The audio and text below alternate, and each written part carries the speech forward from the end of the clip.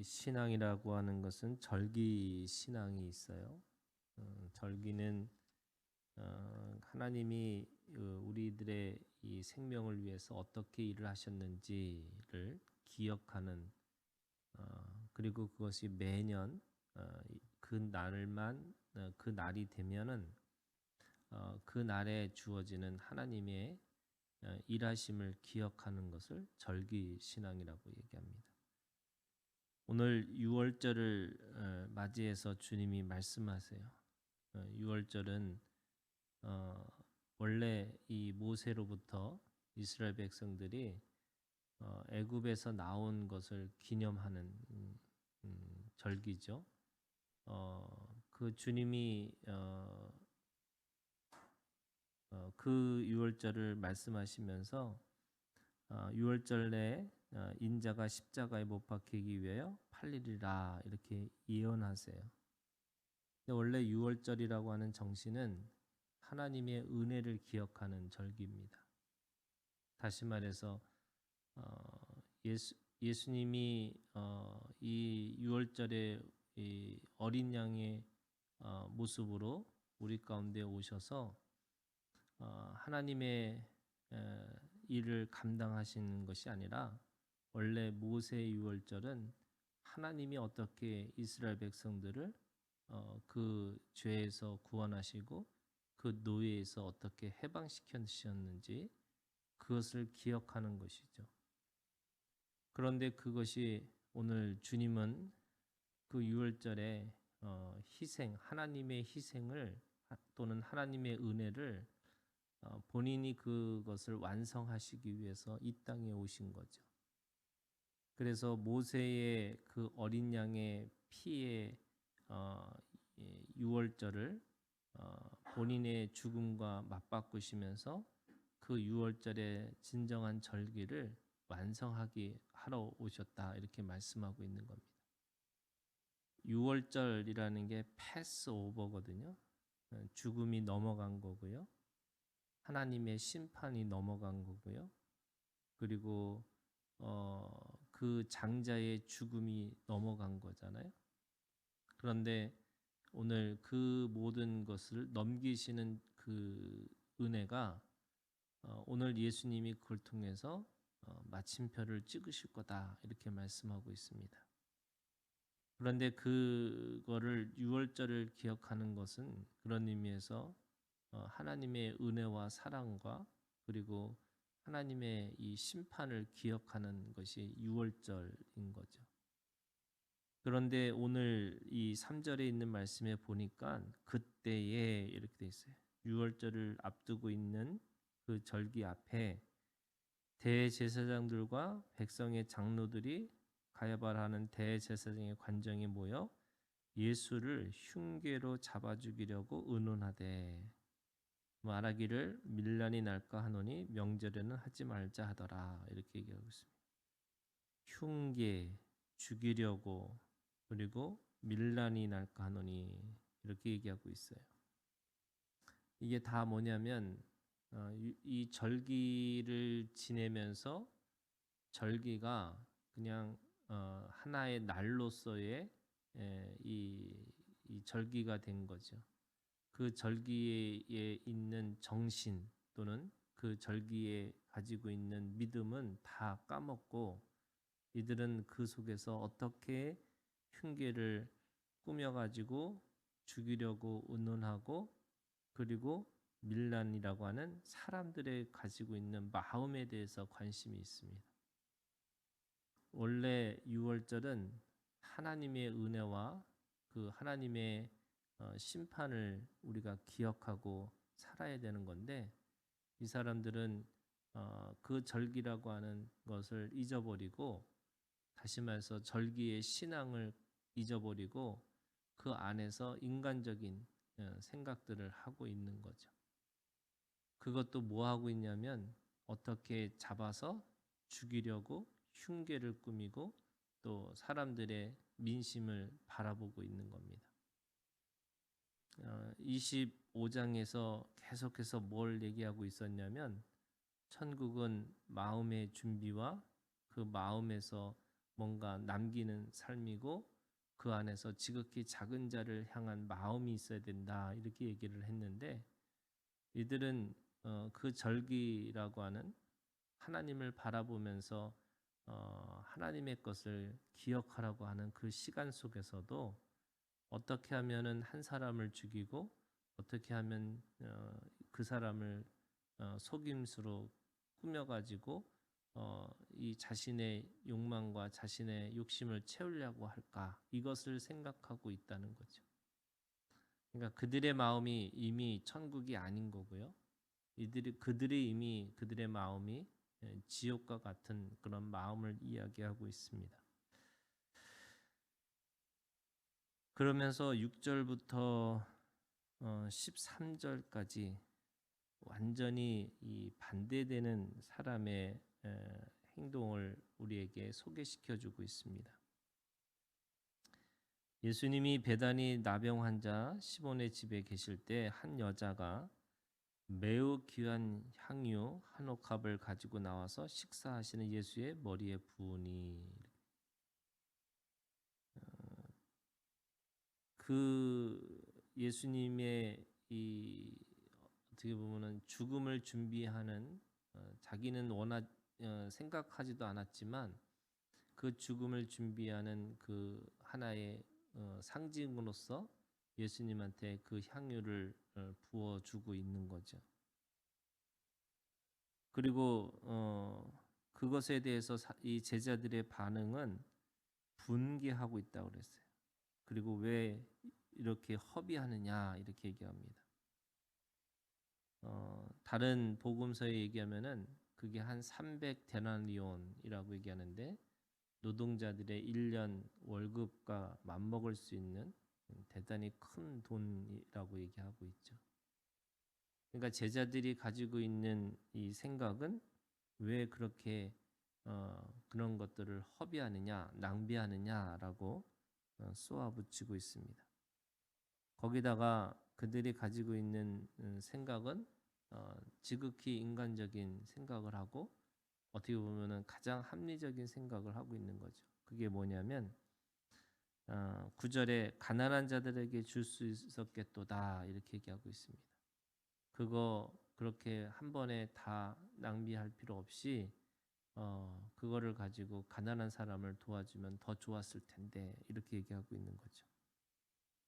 근데 이 요한복음의 말씀을 보면은 그들이 그렇게 이성적이고 합리적인 사고를 한 이유가 그들의 마음이 도둑의 마음이었다 이렇게 얘기하고 있습니다. 그 자신들이 그걸 가지고 쓸 수 있었는데 왜 그렇게 낭비했느냐 이런 뜻으로 익히는 거지 정말로 가난한 사람을 생각해서 그렇게 하지 않았다라는 것을 이야기하고 있는 거죠. 그러면서 주님은 이 여인은 그렇게 생각하지도 않았지만 예수님의 눈에서는 진정한 장례를 준비하는 그런 마음으로서 그거를 허비했다라고 얘기하고 있는 것입니다. 그런데 이 사건이 그냥 단순하게 예수님의 죽음을 예비하는 어떤 상징적인 의미의 그런 향유의 부으심이 아니라 그것이 오늘 13절에 있는 말씀에 그것을 대단한 것을 의미하고 있다라고 이야기하고 있죠. 내가 진실로 너희에게 이르노니 온 천하에 어디서든지 이 복음이 전파되는 곳에서는 이 여자가 행한 일도 말하여 그를 기억하리라 하시니라. 이 행동이 그 죽음을 예비하는 장례를 예비하는 그런 향유의 사건이 아니고 이 사건을 주님은 어떻게 보고 계시냐면 이 복음의 사건이라고 이야기하고 있는 거죠. 복음이라는 게 뭐예요? 여러분 좋은 소식이에요. 이 좋은 소식의 핵심이 뭐냐면 천국을 얘기하고 있는 거예요. 그게 사실은 25장에서 천국의 비유를 계속 얘기하신 거죠. 그런데 왜 그 천국을 이야기하면서 왜 이런 이야기 향유에 부으신 이 사건이 그 복음과 무슨 관계가 있을까라고 생각하는 거죠. 그리고 이 여자를 행한 일도 이 여자가 행한 일도 반드시 그를 기억하라 이렇게 말씀하고 있습니다. 천국은 25장에 있는 말씀에 보면은 우리가 늘 준비하고 깨어 있으라는 거죠. 그리고 자신이 가지고 있는 하나님이 주신 것에 대해서 남기는 삶을 살고 지극히 작은 자를 향해서 내 손과 발이 움직이고 살으라는 거예요. 근데 이것은 엄밀히 따지면요, 희생이고 헌신인 거죠. 그러면 이 낭비가 무슨 낭비냐면 여러분 거룩한 낭비예요. 이 거룩한 낭비라는 게 뭐냐면 이게 사랑의 속성입니다. 하나님의 속성은 사랑이신데 그 사랑이 가지고 있는 기본이라는 것이 뭐냐면 그것이 낭비처럼 느껴지고 그게 손해처럼 느껴지고 그리고 도저히 계산할 수 없는 그냥 내가 가지고 있는 이건 빼앗기는 느낌의 그런 것들이 있다는 거예요. 그 돈을 가지고 또는 그 마음을 가지고 내가 뭔가 하면 더 이게 의미 있는 일로 쓸 수 있을 것 같고 더 괜찮게 그 돈을 사용할 수 있을 거라고 생각하는 건데 복음이라는 거 그 자체가 또는 생명이라는 그 자체는 거룩한 낭비가 없이는 절대로 그 생명이 생명다워지지 못한다는 겁니다. 우리가 아이를 키울 때 여러분 그 아이를 향한 그 마음이 돈으로 계산이 되면 절대로 그 아이를 키울 수가 없는 거죠. 그 아이를 돌보는 그 시간과 그 열정과 또 그 소비와 그 모든 것들을 생각해 보면 아이를 낳을 수가 없는 거예요. 지금 아이들을 키우는데 뭐 대학까지 공부시키는데 뭐 몇 억이 든다. 그러니까 요즘에 젊은 사람들이 생각해 볼 때 그 아이를 생각하는 돈을 따져 보니까 도저히 아이를 낳을 수 없는 거죠. 그런데 그 아이가 생기고 나서 그 아이가 태어난 걸 보면은 그냥 웃는 것 자체가 그 돈으로 계산할 수 없는 그런 엄청난 기쁨을 주고 있는 거잖아요. 그러니까 이 진정한 사랑이라고 하는 것은 결국 거룩한 낭비가 없이는 이룰 수가 없는 겁니다. 그런데 왜 이 복음을 전하면서 이 여자의 행한 일을 기억하라고 그랬어요? 여러분 그것이 예수님의 삶이시기 때문에 그런 거예요. 예수님은 사회복지사로 오지 않으셨어요. 예수님은 남들을 고치는 의사로 오지 않으셨잖아요. 대단한 연설가와 또 대단한 지혜를 가르치는 선생님으로 오시지 않으셨어요. 아마 선생님으로 또는 의사로 또 누군가를 위해서 그렇게 봉사하는 걸로 왔으면 대단한 재산을 모을 수 있었겠죠. 그런데 주님은 분명히 가르치시고 선포하시고 치유하셨지만 그거를 통해서 자신의 것을 이루신 것이 아니고요. 철저한 십자가의 자기의 죽음을 통해서 그 사랑을 온전케 하셨어요.